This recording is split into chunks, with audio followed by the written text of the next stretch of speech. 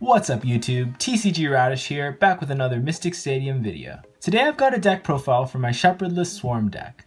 A lot of Swarm decks in Mystic Stadium utilize the card Mystic Shepherd, which when played, provides a 2-card cost for 4 monsters, which is the most monsters that can be played for this cost. These decks usually run cards such as Summon Scroll to help with consistency. However, this variant of Swarm doesn't utilize Shepherd, hence the name Shepherdless Swarm.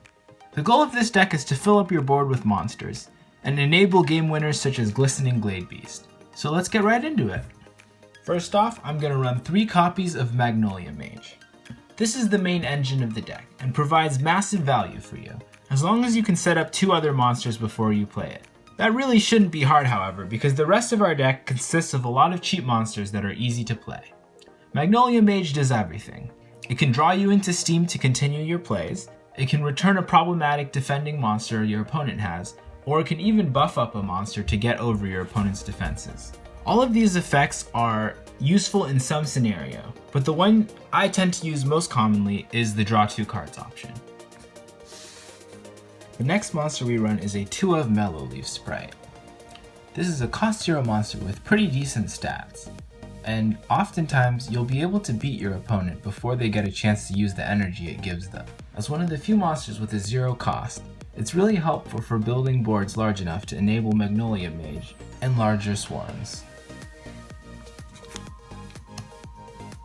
I also run 2 copies of Reconnaissance Fairy. This is a cost 1 monster, which is pretty cheap. It can give us knowledge of our opponent's hand, so we can determine whether it's safe to go all in or not. And it can also draw us a card to enable further plays. Next up, we got another 2 of with Falcon Lancer. This is our main beater, and it can help us take out monsters with high shield values to clear the way for our other monsters to get in. Then, we've got 2 Canopy Moth.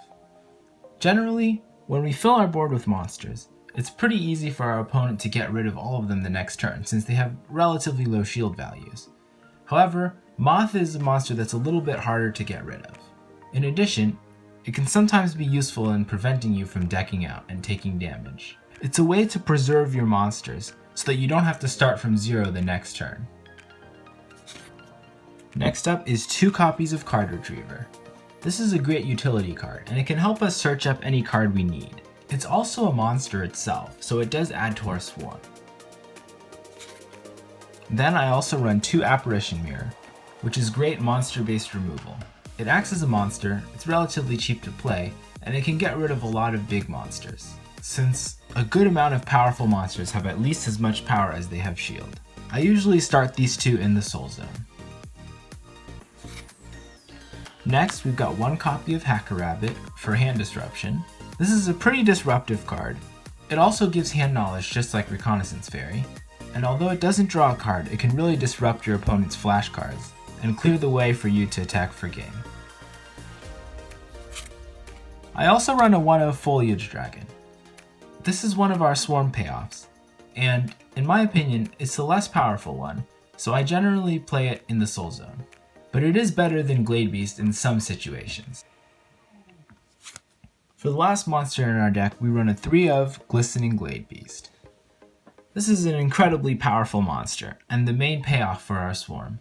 It buffs up all our monsters when we play it, it disrupts spell plays from our opponent, and if you have 5 or more monsters, it can hit for 3 damage as opposed to 1. This monster has a lot of potential to end games, but it's pretty fragile and easy to get rid of. So generally, you want to play it when you're trying to finish off your opponent. For spells, I run 6 in total. 3 Quick Energy, and 3 Lightning Vial to stun defenders. Pretty straightforward. For flashcards, I run 3 Sylvan Harmony. This is an awesome card, and as long as you can set up a board of 3 or more monsters, which isn't that hard for this deck to do, you can be very disruptive to anything your opponent wants to play. And for the last card in the deck, I run 1 Cyclone Spike. Since this deck has a lot of enablers for Swarm, there's not a lot of space to play other disruptive cards, but Cyclone Spike is always a good one to run, so I made sure to put one in. So there you have it. That's my Shepherdless Swarm deck list for the Symphony of Leaves main format. While Shepherd is undoubtedly a strong card, I feel like the consistency of this deck would beat any Shepherd variant. Anyways, thanks as always for watching, huge thanks if you're subscribed, and I'll see you next time.